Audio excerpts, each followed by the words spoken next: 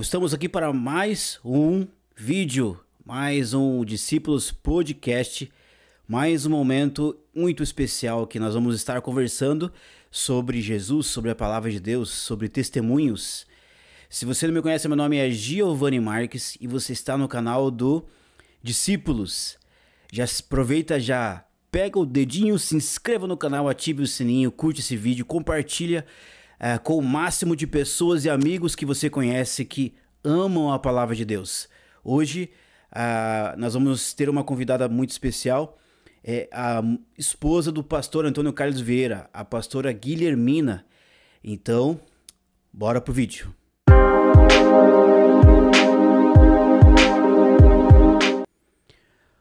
Olá, pastora, seja bem-vindo ao nosso canal. Agora, eu tinha ouvido o seu marido, né, o pastor Antônio Carlos Vieira, e agora a gente quer ouvir a sua versão da história. Não é só ouvir um lado, né? Não é ouvir só um lado. A gente tá com esses vídeos, a gente pode edificar as pessoas e também a gente pode se edificar, né? Porque eu sempre ouço depois. Sim. Inclusive os meus vídeos que eu gravo ali, eu sempre ouço depois tudo. A gente é bastante edificado, né? Então... A gente é edificado por aquilo que a gente fala, é engraçado, né? Isso. A gente é edificado, você vai ouvir de novo, você fala, meu Deus, olha. Deixa só... Eu chorei com a mensagem que eu falei. Algumas vezes eu me emocionei também. Só explicar pro pessoal que a pastora está conversando do celular do pastor. Então aqui embaixo aqui está escrito Antônio Carlos Vieira aqui do vídeo, ó. Mas, pastora, pode se apresentar aí para quem não te conhece?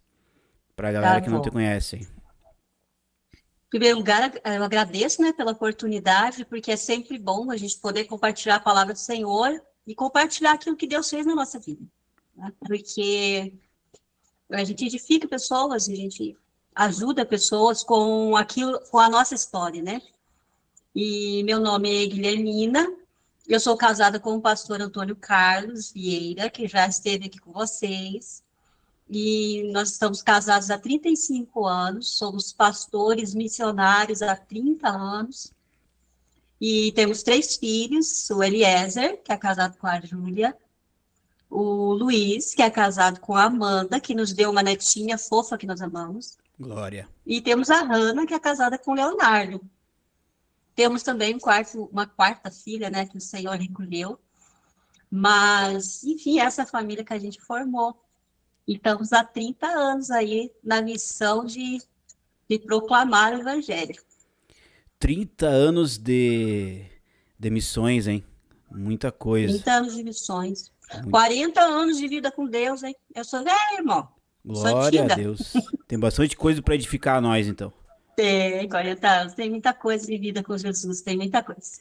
Então, pastora, igual eu falei pro pastor Antônio, eu conheço vocês adorando a Jesus ali na sala de oração, na Silava Berrop, né? A gente ficou um bom tempo ali, não sei qual ano. Qual ano que vocês foram? 2017, 2018? 2017, nós 2017, né? Então a gente passou um bom tempo adorando ali o Senhor.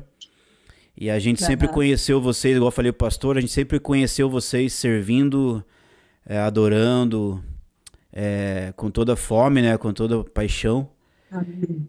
E a gente quer conhecer mais, a gente quer, porque o testemunho, acredito que o testemunho de uma pessoa pode ajudar muito outras pessoas e também pode, igual a gente falou, né, a gente pode lembrar das coisas que Deus fez e voltar à simplicidade do evangelho, né, ao começo de tudo. Então o que a pastora lembrar sobre a infância, sobre a Vou tentar resumir. Sobre a infância, adolescência. Tentando resumir a minha história de infância, né? Eu nasci num lar que não era cristão, eu nasci num lar onde meu pai, ele era envolvido com magia negra, e a minha mãe católica, mas acabou que se envolvendo com ele também com magia negra. E ele era alcoólatra também, e... enfim, como muitos lares brasileiros, né, infelizmente, o alcoolismo, né, rouba tanto da família, destrói tanto a família, né, os vícios. E meu pai, ele era alcoólatra, ele era, como ele se denominava, feiticeiro, e a gente cresceu, assim, nesse contexto, né? E, então, eu sempre digo que eu sou a quarta filha, né, de quatro filhos dos meus pais, e eu sempre digo que nós vimos o que nenhuma criança merece ver e vivemos o que nenhuma criança merece ver, né? Era uma miséria de todas as formas, miséria física, espiritual, era um abuso de todas as formas, abuso físico, abuso espiritual, intelectual, sexual, né? Então, a gente teve, assim, uma história bem sofrida na infância, sabe? Ele é feiticeiro, pastora? Ele Oi? era. Você falou que ele era feiticeiro? Ele Ele. era e ele se denominava, né? Ele se denominava feiticeiro. Mas como assim Depois, só para feiticeiro? contar o final da história, ele se converteu, tá? Minha família toda se converteu, né? Aliás, o Espírito de Deus nos converteu, né? E, enfim, a história teve um final feliz, mas a nossa infância foi assim, foi regada disso. Então, eu tenho algumas lembranças. A gente morava numa casa que tinha uns cômodos atrás, e ali ele fazia as sessões dele, fazia as sessões dele dentro da nossa casa mesmo. Era tipo E macumba? É? é, Entendi. mas além, aliás, não existe macumba boa, né? Existe macumba. Mas, assim, ele era envolvido mesmo com a magia negra. Eram coisas bem bizarras, entendeu? Meu. Com a maldade, né? Porque nesse campo, existem pessoas que estão nesse campo achando que estão fazendo bem. Então, elas estão, assim, enganadas, né? Elas estão achando, elas estão se envolvendo, elas vão se envolvendo com aquilo, achando que fazem bem. Como o meu marido falou, o envolvimento dele nessa área, não que seja algo bom, mas as pessoas ali, elas acham o que elas estão fazendo é bom. Agora, já o lado que meu pai se envolveu, já realmente era maldade mesmo, sabe? Era muito maldade. Então, até mais ou menos, eu acho que eu tinha uns 8 anos. Aí aconteceu um fato lá em casa que marcou bastante. Aí é onde a minha mãe, ela decidiu voltar, né, para a fé católica, largar todos aqueles rituais todos, e voltou para a fé católica e levou a gente, né, muito zelosa, minha mãe. Aconteceu um fato de que eu tenho minha irmã mais velha, ela tinha acho que uns 13 anos, ela foi fazer comida, fazer janta, e nós éramos pequenos, e eu tinha 8, minha outra irmã 9, meu irmão 10 anos, um pouco, eu acho que era isso. E aí ela foi fazer comida, tinha acabado o gás, ela foi usar o álcool, e a garrafa de álcool pegou fogo, e ela jogou para cima, né? Queimou o braço dela, ela jogou para cima e caiu em cima da minha irmã.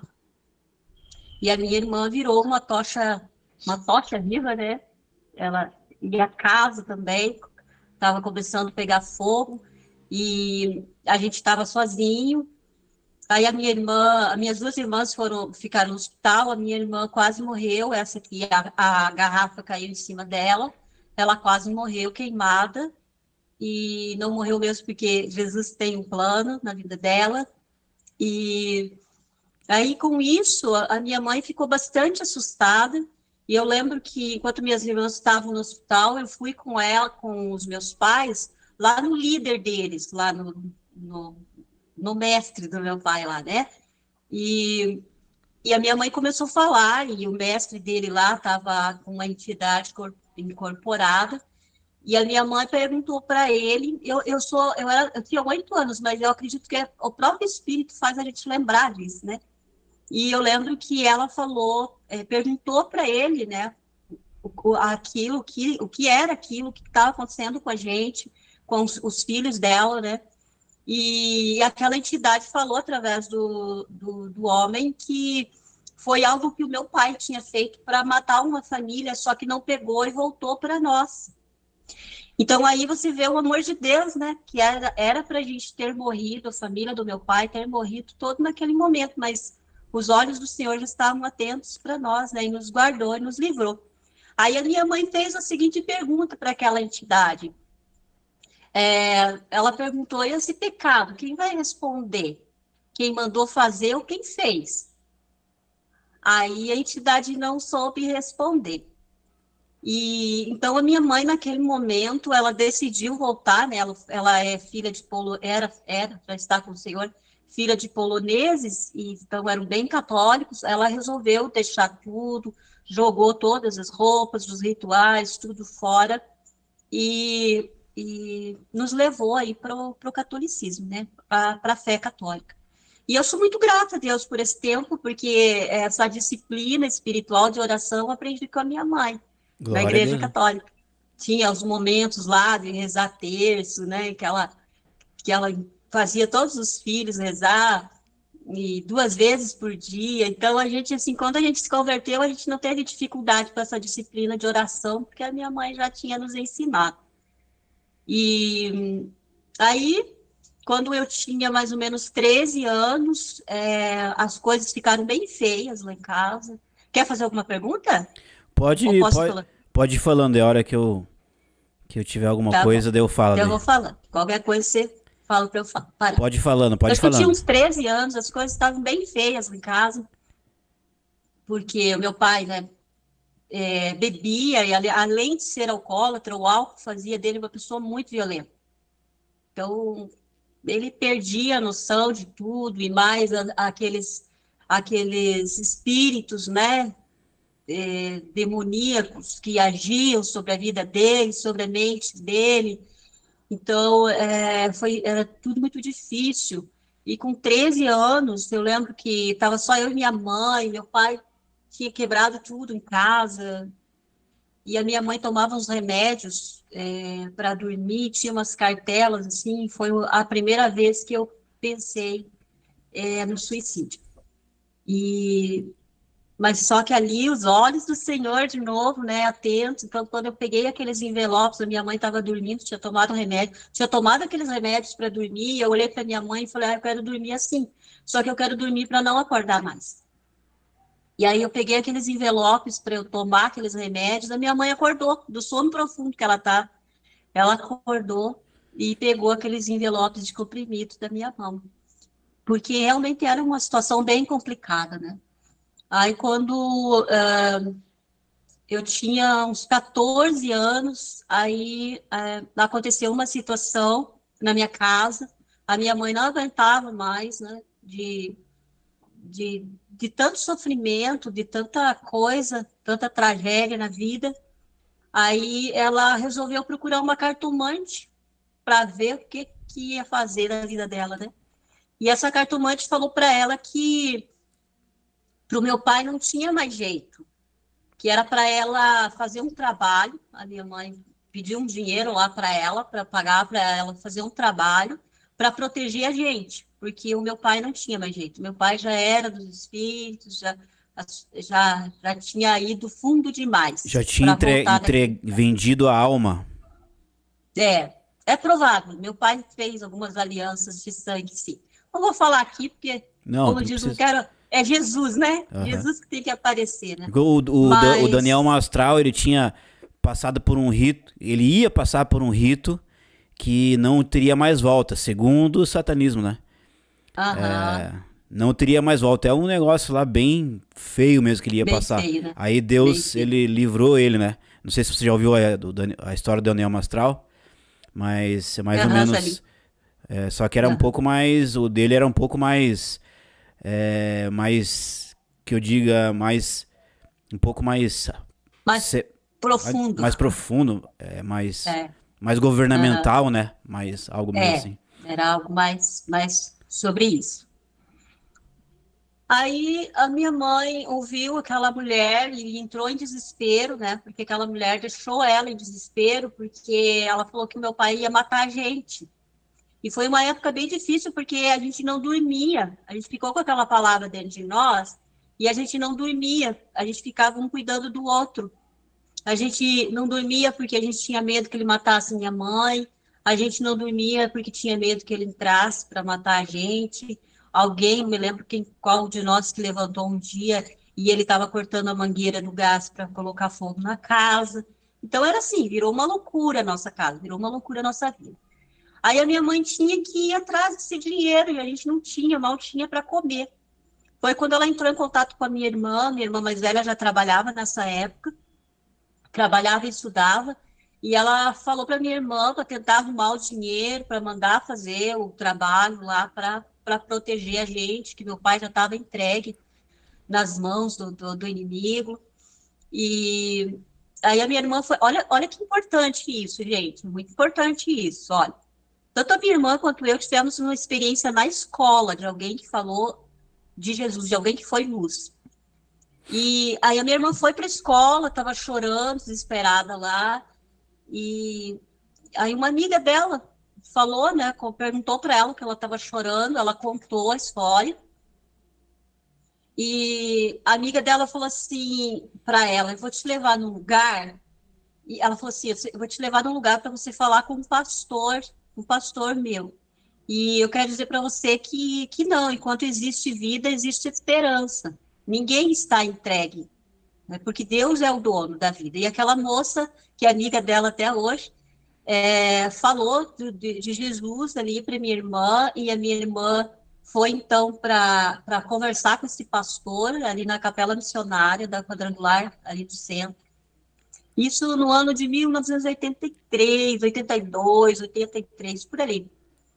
E aí ela foi, o pastor conversou com ela, orou por ela, deu uma direção para ela, e a gente começou, então, minha mãe começou a ir com ela, aí foi a minha irmã e eu também, né, eu tinha, nesse tempo, tinha 13, 14 anos, comecei a ir também, e aí nós entregamos a nossa vida ao Senhor, e começou aí uma guerra aí contra as forças malignas, né, e eu mesmo me converti, eu acho que eu me batizei, eu me converti com 14 anos, eu já estava bem de Jesus, assim. Mas que eu me apaixonei pelo Senhor verdadeiramente foi quando eu me batizei, eu tinha 15 anos, me batizei em 84.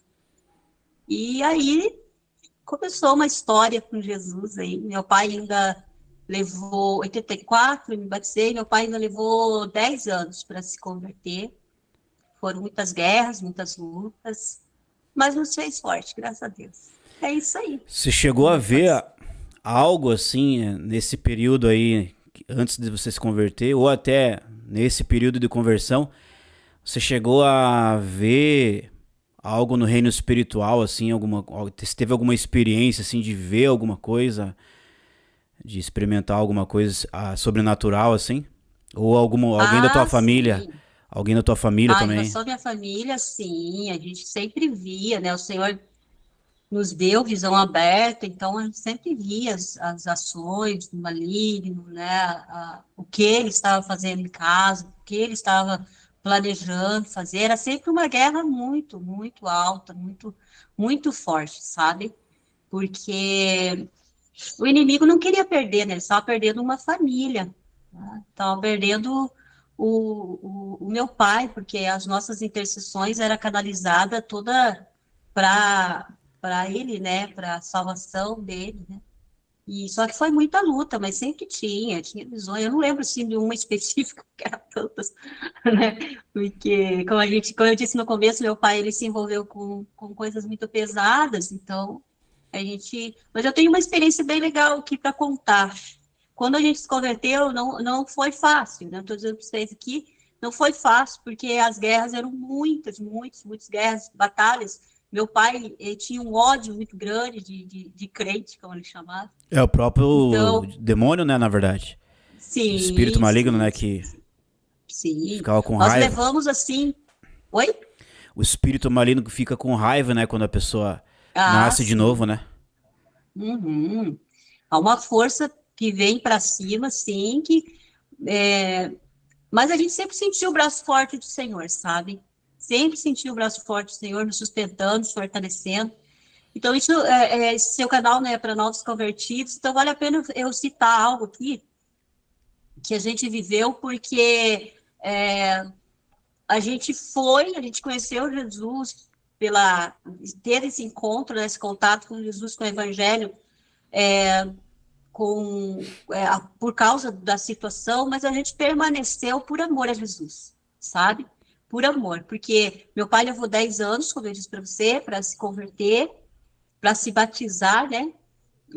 Foi 10 anos, mas nesse tempo ele não queria que a gente fosse para a igreja, não queria, a gente fazia, né, a gente era na igreja de campanha, fazia muita campanha espiritual, a gente levou 6 meses para ser liberta, eu e as minhas irmãs, e a minha mãe. Foram 6 meses de batalha espiritual para ser liberta de todas as influências malignas. E eu lembro uma vez a gente foi para a igreja, para o culto de ceia, e estávamos todos felizes, tá? Eu, minha mãe, minhas irmãs, e aquele culto maravilhoso, a manifestação do Senhor, a glória do Senhor ali, muito bom. E aí nós chegamos em casa, estava lá o meu pai, bêbado, incorporado lá, endemoniado, e com uma foice na mão e não deixou a gente entrar. E falou que se a gente colocasse o pé ali, ele ia passar a foice em nós, né? Quem que ia se arriscar, né? A gente sabia que ele era violento e ele tinha coragem de fazer assim. Não era só ameaça, ele tinha coragem de fazer. E a minha mãe tentou e ele não deixou a gente entrar dentro de casa. E aí uma família que morava na frente da nossa casa, bem humilde, bem pobre mesmo, sabe? Moravam numa pecinha. Aquela família recolheu a gente e a gente dormiu sentado ali naquela peça, né? Porque o meu pai não deixou a gente entrar em casa. E então, por que eu estou falando isso? Porque são situações que se você não está buscando o Senhor por amor, se você não busca uma coisa só, se você não está envolvido com a eternidade, com aquilo que a eternidade tem para te dar, para te oferecer, você desiste. Você desiste da fé. Você desiste. Então, são coisas muito fortes, né? E que vêm para cima para tentar desanimar. Né? Para você ver, foram 10 anos até meu pai se converter, né? Mas em meio a isso, Gil, a gente não curvava a cabeça, não. A gente era uma família guerreira, né? A gente trabalhava na obra do Senhor, nos convertemos, já se lançamos, trabalhando, servindo a igreja, com dor, sem dor, às vezes chorando, às vezes rindo, muitas vezes chorando, muitas vezes você não sabia quando você chegasse em casa o que você ia encontrar, mas a gente estava ali, ó, firme, apaixonada por Jesus, apaixonada pelo Evangelho, fazendo a obra, ministrando, enfim, é isso aí. E aí depois que a pastora se converteu, a pastora já começou o processo ali de missões, de auxiliar na igreja. Sim. Como que foi assim esse processo de começar ali essa questão de missões? Aí depois a gente pode... Eu tinha já 16 anos, eu já tinha 16 anos. Com 16 anos, né, eu tive o chamado do Senhor. Primeiro eu tive um sonho bem legal, um sonho que foi norte para minha vida, muitas vezes, para eu não desistir na caminhada de fazer missões. Eu tive um sonho que estava Jesus assim do meu lado, tá? Eu não vi o rosto dele, mas eu só vi ele, a parte de cima, os pés, né? E ele me guiava e ele me mostrava uma montanha, bem de pedras, de rochas, assim, sabe? Rochas pontiagudas. E ele me dizia que eu precisava subir aquela montanha. E ele foi até um pedaço comigo. Depois eu precisava subir sozinha. E naquelas montanhas, no começo, assim, eu via coisas pontiagudas, pedras pontiagudas, assim, e tinham túmulos. E eu perguntei para ele o que eram aqueles túmulos. Aí ele falou para mim, são aqueles que desistiram da caminhada, que morreram no caminho. E ele me mostrou, né, aquela grande montanha, e eu falei, o senhor não vem comigo? Ele falou assim, eu estou com você sempre, eu estou por perto, mas você vai precisar subir sozinho. Então, eu entendi que era uma jornada, era um chamamento do Senhor, né? E naquele sonho, eu fui subindo aquelas pedras bem pontiagudas, pareciam uma faca que me feriam bastante. Eu caía, eu levantava, e eu sempre tinha na minha mente, eu não quero morrer como aqueles, eu não quero desistir como aqueles que eu vi lá que desistiram, que morreram no caminho, eu não quero morrer. E muitas vezes nesse sonho eu clamava ao Senhor, eu pedia a força dele, e eu ia subindo, ia me machucando, até que eu cheguei no topo e eu me agarrei assim num fio, sabe essas gramas de corda? Sabe, Aham. grama de corda? E eu me agarrei naquela grama, assim, e aquela grama eu pensei, cheguei, né? Naquela grama, assim, e eu puxei, e ela foi despencando, assim, eu caí de novo, e fui lá para baixo, e comecei de novo a caminhada, né? E aí, quando eu cheguei lá no topo, era um jardim bem bonito, que hoje faz sentido para mim quando eu falo do jardim, da noiva, faz sentido para mim, né, aquele jardim. O E eu processo da cheguei lá e noiva. havia uma. Oi? O processo da noiva, né? O processo da noiva, a Aham. jornada da noiva. Hoje eu entendo. E naquele tempo eu não entendia, né? A gente só ia por fé. E aí, quando eu chego lá naquele lugar, tinha umas pessoas me esperando e foram abrindo caminhos, assim, para que eu passasse, sabe? E eu entendi que era um chamado do Senhor, e ele foi me confirmando através da palavra do Senhor. Então, com 16 anos, eu já era líder de um grupo familiar, ali na rua São Francisco, sabe? No centro, olha só, 16 anos, perto da Riachuelo ali, naquela época, há 38 anos atrás, era bem mais pesado do que é hoje ali. E eu estava ali, liderando um grupo familiar, com muitas intercessões naquele lugar. Então, hoje tem um grupo de pastores lá que faz atendimento para pessoas de rua, né? Que ali quem conhece aqui o centro de Curitiba, sabe que ali o lado da Ordem, o São Francisco, é uma rua pesada, assim, nas questões de drogas, de tráfico de drogas, etc. E ali tem um casal de pastores ali dando suporte para aquelas pessoas, ajudam as pessoas a encontrar lugares para recuperação, acolhem os moradores de rua, sabe? Então, esses dias eu estava pensando, falou, olha isso, Senhor, a semente, né? Não semeei, quantas lágrimas eu derramei ali naquela rua ali, clamando por salvação daquelas vidas, né?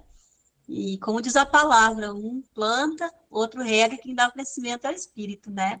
Então, graças a Deus. Aí eu trabalhava com crianças também nessa época, sempre gostei de ensinar a geração seguinte. E, enfim, é isso. Eu mergulhei em missões, minha vida como missionária começou aí. Aí, quando eu tinha 17 anos, eu estava determinada a ir para o seminário, né? Só que para eu ir para o seminário, eu tinha que completar 18 anos, porque o meu pai não iria me emancipar, nunca, né? Ele odiava que O seminário, jamais pô, iria me pastora. emancipar. O seminário Oi? que você fala, o seminário é a faculdade teológica, é isso? Não, seminário para missões mesmo, Ah, sim. Majocum, esse tipo de base. Missionário, Entendi. porque eu queria mesmo era me lançar, né? Queria ir pregar para os índios, estava bem, que nem diz nossas palavradas que estava bem louco, né? Bem doido. E era isso que eu queria. Né? A minha vida, como eu disse para você no início, eu não, como a gente conversou, eu não tinha assim planos de casamento. Não que eu não quisesse casar, eu não era algo prioridade na minha vida, porque eu queria viver de missões, Só né? queria saber de E eu não queria Jesus, me né? arriscar. Oi? Só queria saber de Jesus. Eu só queria saber de Jesus. Eu não queria que ninguém atravessasse meu caminho, Aham. né? Não queria dividir aquilo que eu estava vivendo com Jesus com ninguém. Aí, E você, pastor, com você 17... nunca namorou daí no caso? Com alguém? Não, eu Ah, namorei. Não Aham. fui namoradeiro, mas eu Mas namorei, sim. depois que se converteu ou antes? Sim, depois que eu me converti, eu namorei duas pessoas, na verdade, Ah, entendi. mas também não deu certo, e foi aí que eu resolvi, aí falei, não, eu vou viver para missões, eu vou viver para Jesus.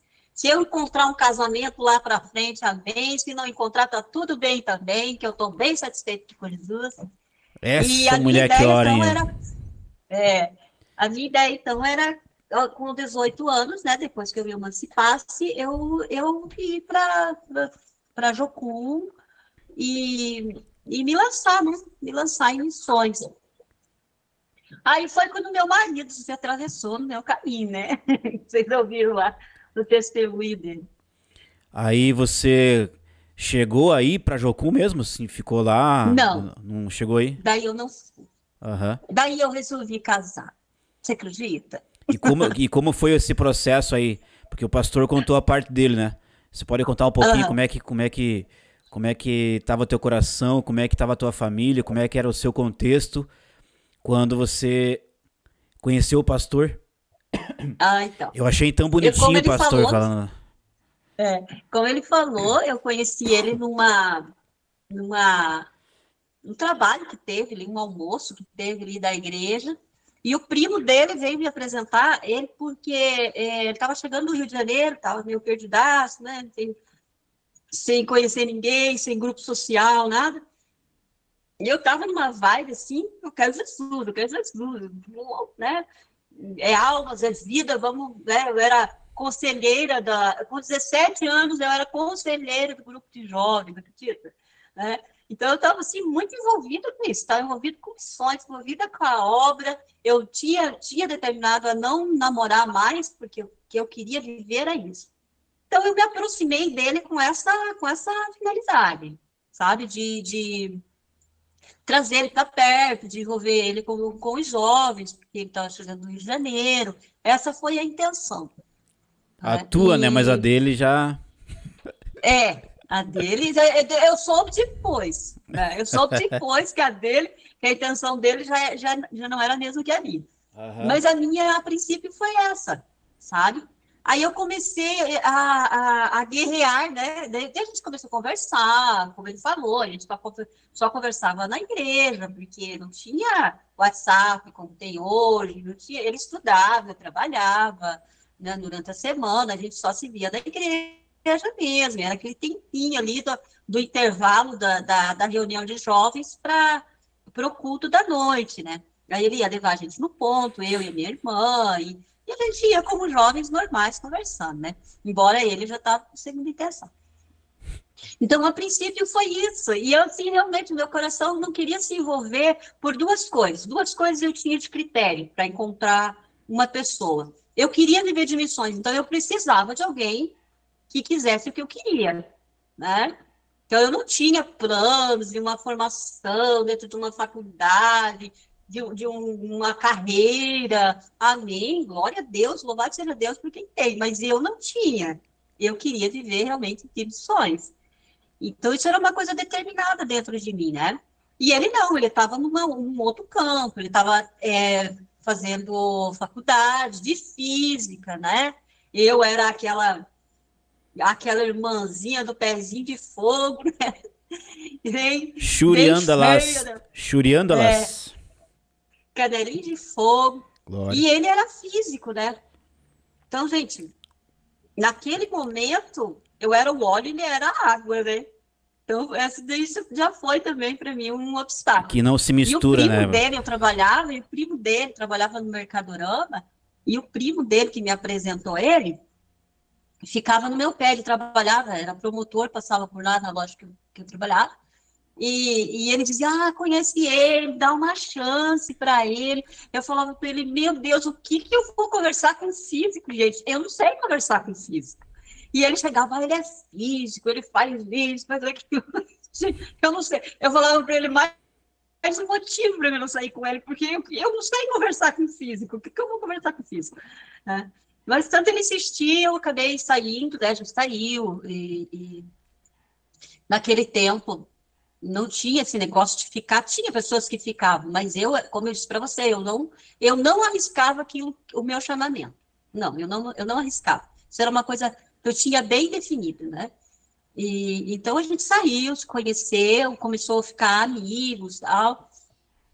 E aí foi rolando, né? Aí eu já fui me envolvendo com ele e já houve uma guerra. Não, mas se eu me envolver com ele, primeiro, ele é físico, eu quero viver de missões. Então, não vai rolar isso aqui. Então, já era uma barreira. E eu estava pronta. No dia que ele me pediu em namoro, me pediu para namorar com ele, eu estava pronta para dizer não. Eu saí de casa para dizer não. Eu falei para minha irmã mais velha, ela falou assim, ó, hoje ele vai pedir para você e tal, né? Se prepara. Eu falei, meu Deus, eu tenho a resposta é não, eu quero viver coisas diferentes do que ele quer, não tem sentido. E menino, você acredita que eu disse sim? Eu disse sim. E quando eu entrei dentro do ônibus, ele contou a história, né? Ele isso que eu ia bem no final. Isso que eu ia perguntar. Quando ele perguntou bem na hora que o ônibus estava vindo. Uhum. Porque daí, independente da sua resposta, ele não, tipo assim, não... o não já tinha, né? Daí você já ia pegar o ônibus. Você já ia pegar Exatamente. Medo de levar um toco, né? Medo de levar um toco, ele fala e sai correndo. E aí, como é que foi? E eu acabei dizendo sim. Como é que foi quando no caminho do ônibus para casa? Como é que foi isso? Ele me levava. Aí, quando ele começou a ir mais longe, né? Porque eu pegava o ônibus no Capão da Embuia, no terminal do Capão da Embuia, e depois eu pegava um outro ônibus no terminal do Cabral. Então, primeiro ele só me levava no terminal do Capão da Embuia. Quando ele começou a me levar até o Cabral, eu falei, aí tem. Ninguém ia se sacrificar assim se não quisesse outra coisa, né? Mas, enfim, a história é essa. Que aí eu disse sim, quando eu entrei dentro do ônibus, eu me arrependi de dizer sim. E eu falei, como que eu vou sair dessa? Como? Né? Só que assim, eu já estava envolvida sentimentalmente com ele. Só que eu não queria comprometer os meus projetos de vida. Né? Aí foi acontecendo umas coisas bem loucas lá, enfim, 1 ano e 3 meses depois a gente estava casando. Glória a Deus, hein? E no primeiro ano do nosso casamento, ele trancou, acho que ele já contou, ele contou o testemunho dele, né? Que ele trancou a faculdade e foi fazer teologia. Glória a Deus. E aí depois ele terminou teologia, voltou, terminou os 2 anos de faculdade que precisava e depois a gente foi para o campo missionário. E a questão ali, ele era físico, né? Vocês tiveram muita dificuldade, assim, com essa questão ou foi tranquilo, assim? Ou nem era tudo aquilo que a pessoa pensava? Não, ele não era tudo aquilo que eu pensava. Não, ele não era aquela pessoa assim, ele falava de física, falava das coisas com pessoas que ele tinha envolvimento com isso, com a gente não. O nosso papo era bem diferente, né? Não era, e depois ele viu que eu era, e olha só, talvez até não deu tempo para isso, porque a gente, em 1 ano e 3 meses, a gente namorou, noivou e casou. E aí, no primeiro ano do nosso casamento, ele foi fazer teologia. E lá ele foi chamado por Deus também. Tipo, foi um processo. Foi um processo. Só que assim, antes de eu me envolver com ele, eu deixei bem claro para ele que eu queria era isso. Eu dei liberdade. Eu falo para ele, eu dei liberdade para você ir embora, você não foi. Falei, olha, eu não tenho esse projeto, não tenho. Ele queria terminar a faculdade de física, ele queria fazer pós ou doutorado, não sei. E não me lembro, lá no Rio Grande do Sul, porque não tinha aqui em Curitiba. Então, eu deixei bem claro para ele, né? Que se ele quisesse sair, tudo bem, sair da relação, mas eu não era isso que eu queria viver. Então, tanto eu me arrisquei nele, quanto ele se arriscou em mim. E daí deu tudo certo, né? Daí eu chamo ele, aí a gente fez missões, estamos aí fazendo até hoje. Glória a Deus.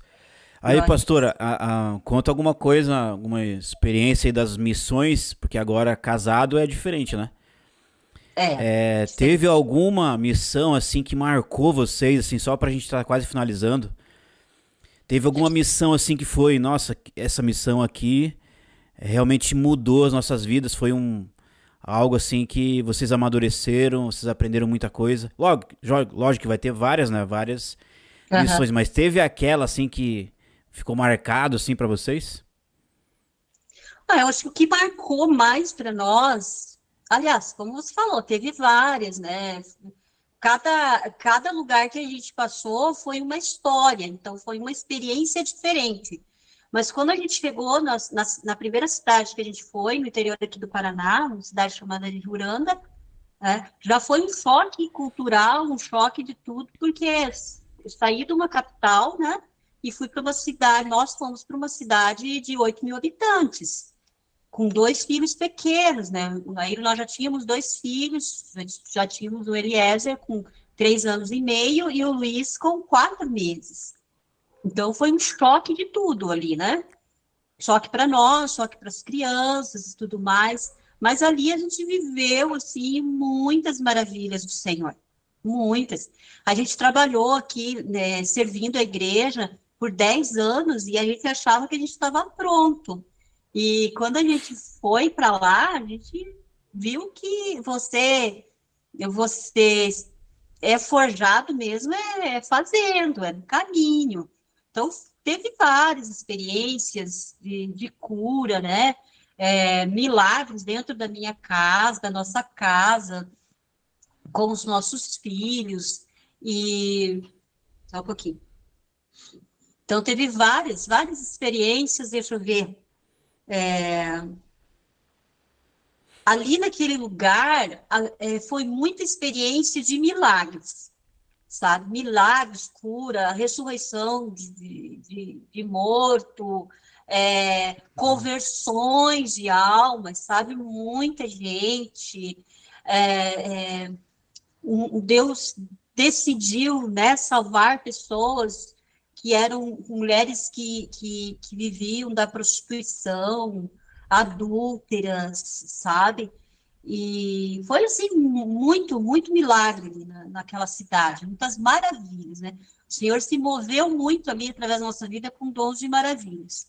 A gente servia também, né, como missão, a gente servia as famílias pobres. A cidade que a gente foi era uma cidade agrícola, então não tinha meio termo, né? As pessoas eram muito ricas ou elas eram muito pobres, né? E então a gente podia servir também os irmãos ali mais carentes, que viviam da lavoura, que viviam das colheitas, né?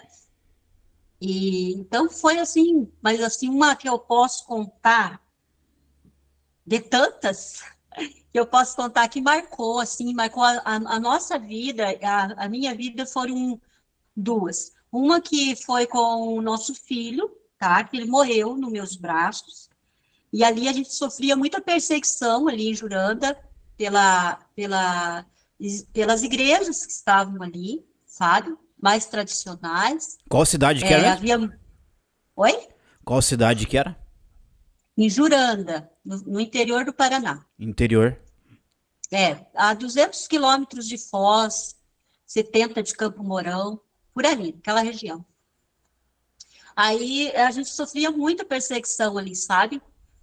E, e coisa forte mesmo, coisa forte dos líderes das igrejas tradicionais ali pararem o povo na rua e não deixar ir, e dizer, ó, se você for, nós não vamos te dar cesta básica, e eram famílias muito carentes, né? Então a gente sofreu bastante perseguição. Aí, olha que interessante. Teve um dia que o meu filho, o nosso filho, o segundo filho, ele tinha um problema de estômago, e desde que nasceu, né? E aí lá se agravou, cidade pequena, não dava para fazer acompanhamento médico, não tinha um médico especialista na cidade, né? E teve um dia que ele começou a vomitar, e em 2 horas ele estava desfalecido no meu braço. E tinha uma irmã que estava lá em casa, eu nem lembro o que ela estava fazendo, era bem de manhãzinha, meu marido estava trabalhando, porque ele trabalhava, né? A cidade lá era muito carente, não tinha como nos sustentar. E o ministério que a gente estava não sustentava os seus missionários. Então, era tudo, se não saísse dali, né, a gente precisava de um recurso. Então, meu marido continuou trabalhando, meio período só, né, pegava só 20 aulas para poder manter a nossa casa.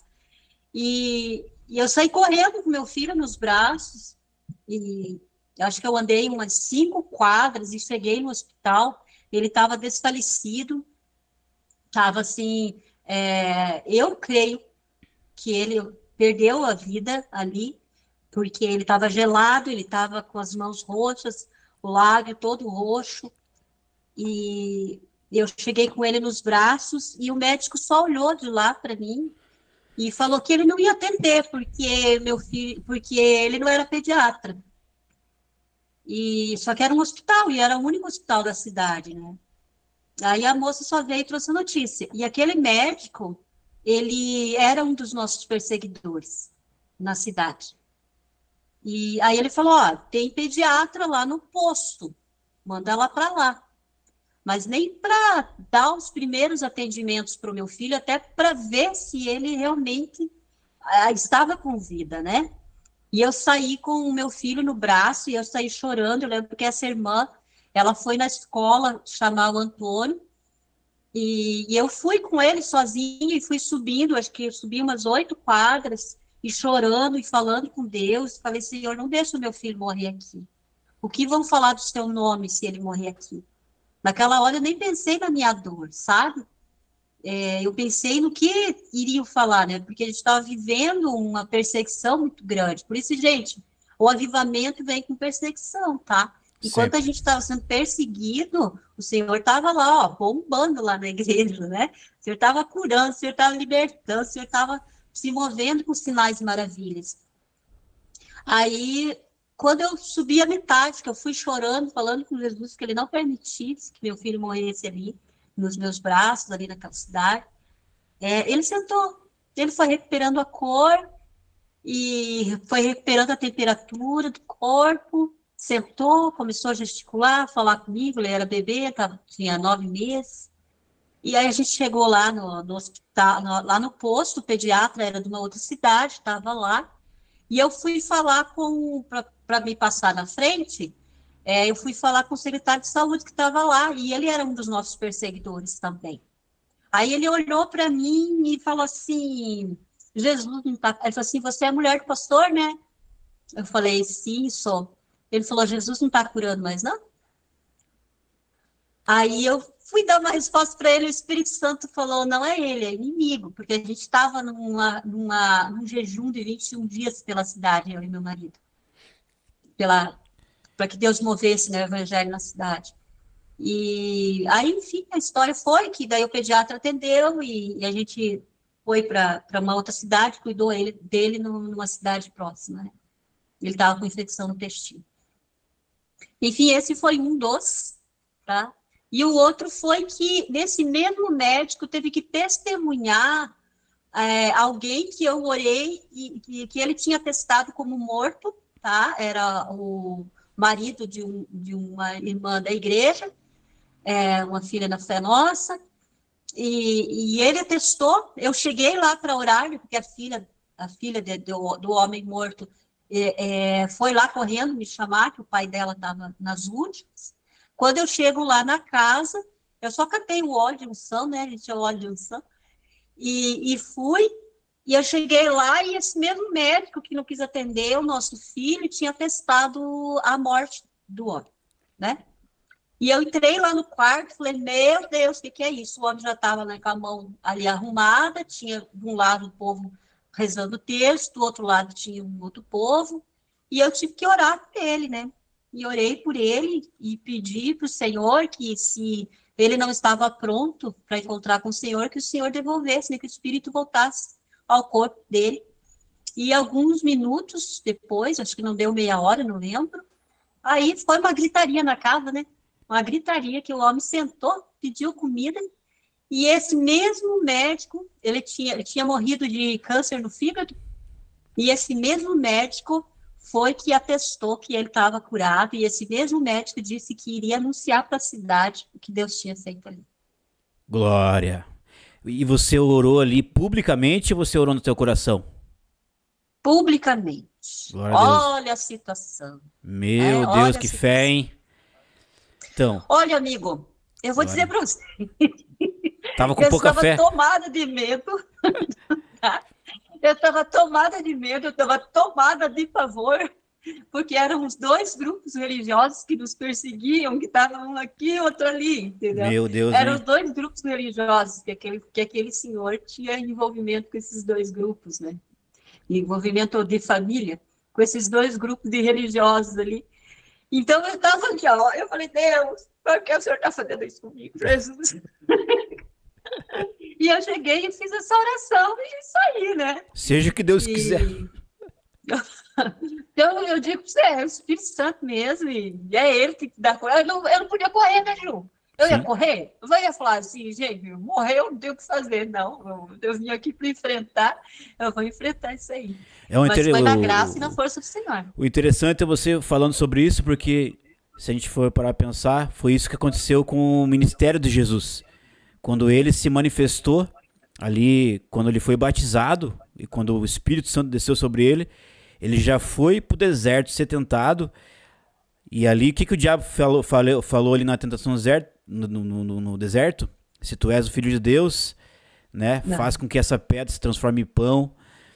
E durante todo o ministério de Jesus, ele sempre foi questionado com relação a isso, né?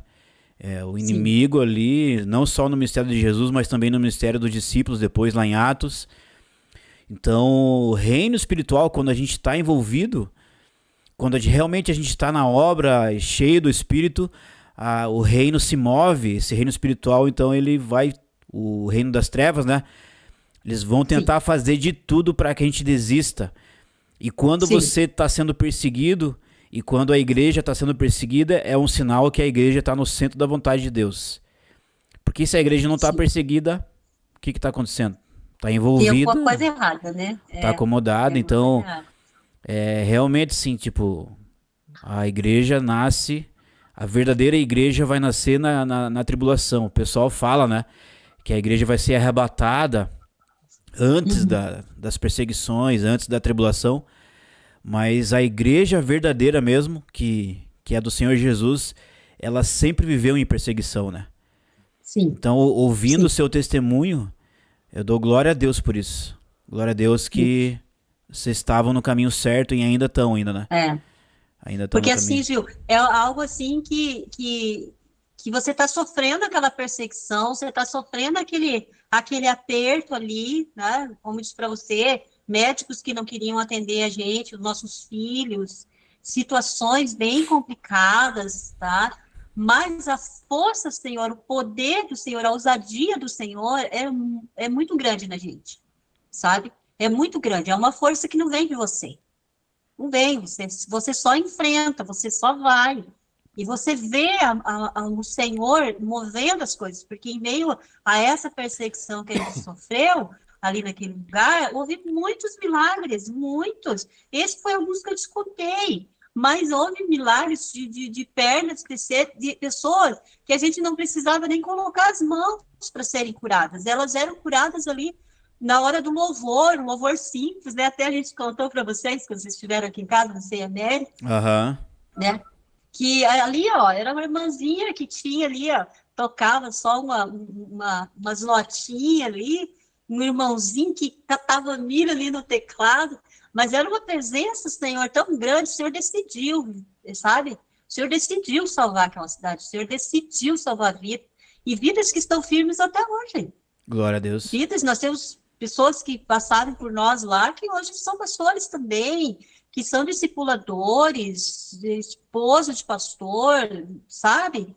Então, isso é muito gratificante. Então, isso marcou a nossa vida, porque era a nossa primeira, né, missão mesmo, como pastores missionários. Ficamos ali naquela cidade por 3 anos e meio, levantamos a igreja lá, levantamos o templo. Nessas cidades muito pequenas, é muito importante levantar um templo próprio, porque aí é sinal que a igreja vai permanecer. Quando é só salão, as pessoas fazem até coisa entre si, né? Elas lançam sorte, não, apostas. Elas fazem até apostas entre si que a igreja não vai ficar. Então, meu Deus, se constrói, tá louco. Fizeram aposta de que nós não iríamos ficar. Como é que pode, mano? Que a gente não ia ficar. E a gente, em 3 anos e meio, o Senhor nos abençoou, levantamos aquele templo, né, onde estabeleceu o ministério ali, e deixamos tudo ajeitadinho e o Senhor nos mandou para outras missões. Glória a Deus, pastora. Para a gente estar finalizando, o que a pastora tem para dizer da igreja atual? Qual que é o conselho? O que a pastora pode falar no momento que nós estamos vivendo, né? Por tudo isso que a pastora passou. O que a pastora tem para dizer, até em relação para a igreja estar preparada, né, para as tribulações, para essas coisas assim. Você pode dar uma palavra final para nós? Olha, o que eu tenho a dizer para a igreja de hoje é o que nos mantinha e o que mantém a igreja perseguida hoje, né, nos lugares de igreja perseguida, o que manteve os primeiros apóstolos foi a intimidade com o Espírito Santo, tá? Essa falta de intimidade, essa falta de busca do poder do Espírito Santo que vai fazendo com que a gente vá fazendo as coisas na nossa força. E na nossa força o Senhor não vai agir. Na nossa força a gente desiste, a gente desanima, tá? Na primeira perseguição a gente desanima, a gente acaba se aliando ao inimigo. E eu acho que a igreja atual tem muita coisa, não vou dizer todos, não estou generalizando, tá, gente? Mas há muito da igreja atual que se aliou ao inimigo, tipo assim, ó, você não me incomoda, eu não te incomodo, né? Mas essa chama de avivamento, ela vem com a busca do Espírito Santo. Eu me lembro que na manhã, antes que eu fui orar para aquele homem que ressuscitou, eu estava orando e eu estava dentro do meu coração de orar por aquele homem já a semana toda. Só que como a gente estava sob perseguição, a família dele era bastante católica, e não falando nada contra os católicos, amados irmãos, mas naquele contexto ali, eles nos perseguiam.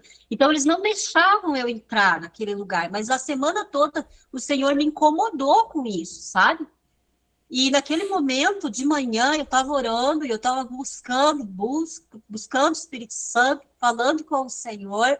Ele me deu uma palavra em Ezequiel capítulo 2, e eu lembro que a minha mão, ela foi ficando pesada, foi queimando a minha mão, sabe? E o poder do Espírito Santo foi me enchendo naquele momento. Então, qual o conselho que eu dou para a igreja atual? Você quer viver isso? Duas coisas. Não esqueça que vai ser em cima de perseguição, não vai haver, não vai... Sabe por quê, irmão? Gil, sabe por quê? Porque senão você vai atribuir a você. Tá? E a igreja se perdeu porque ela começou a atribuir os milagres e maravilhas a si mesmo. Eu sou bom, eu sou, e não tem a ver com você. Tem a ver em testemunhar sobre Cristo. Tem a ver em ser, né, a palavra fala, né, Apocalipse 19, o espírito da profecia é o testemunho de Cristo. Né? Então, isso tudo é para testemunhar Cristo. E se você só vai conseguir isso através do Espírito Santo. Buscar o poder do Espírito Santo, não para que o teu ministério apareça, não para que você apareça, mas para que testemunhe sobre Cristo, tá? E se encher do Espírito todos os dias, se encher da presença de Deus, chamar o Espírito Santo, viver com o Espírito Santo, falar com o Espírito Santo, ter essa unidade com o Espírito Santo, porque quando vier a perseguição, você vai suportar, porque é o poder, não é o poder seu, é o poder do Espírito, não é a força sua, é a força que vem do Espírito. Tá? Então é só assim que a gente suporta mesmo. Fora disso, não. A gente acaba se aliando ao inimigo, a gente acaba, tipo, ó, não me incomoda porque eu não te incomodo, não me incomoda porque eu não te incomodo. É isso. O interessante é que, falando do Espírito, quando a gente entrega a nossa vida para Jesus, quando a gente tem um novo nascimento, o Espírito Santo começa a nos guiar, né? Então é esse assunto que eu vou falar com o pastor semana que vem, sobre uma vida guiada pelo Espírito. Uma vida guiada. Romanos capítulo 8, né? Isso. Isso mesmo. E a gente vai... Por isso que esse canal é só... É sobre essas coisas, sobre simplicidade do Evangelho, sobre o que é ser guiado pelo Espírito. E muito obrigado pelo seu testemunho, testemunho do pastor. Amém. Vocês são bênçãos em nossas vidas. Amém. E eu falei com o pastor para a gente também... sobre esses assuntos de fundamentos da fé, a gente pode conversar também, você também pode Sim, vamos conversar. E os outros vídeos é mais curto, é uns 20, no máximo 30 Aham, minutos. Só pra gente perfeito. ter uma base ali bíblica, mas também na prática também, né? Não é só ficar Aham. ali só falando. Mas então é isso. Obrigado, pastora. Obrigada a vocês pela oportunidade. Glória a Deus. Então até a próxima. Até a próxima. Pode apertar o botãozinho vermelho de encerrar aí, que daí eu vou finalizar o vídeo. Então tá bom. Beleza? Tchau, Gil. Obrigada, tá? Obrigado, pessoal. Obrigado. Deus abençoe. Amém. Então é isso, pessoal. O vídeo de hoje fica por aqui. Se inscreva, curte esse vídeo, ativa o sino, compartilha com os seus amigos e familiares que também amam a palavra de Deus. Deus abençoe e até a próxima.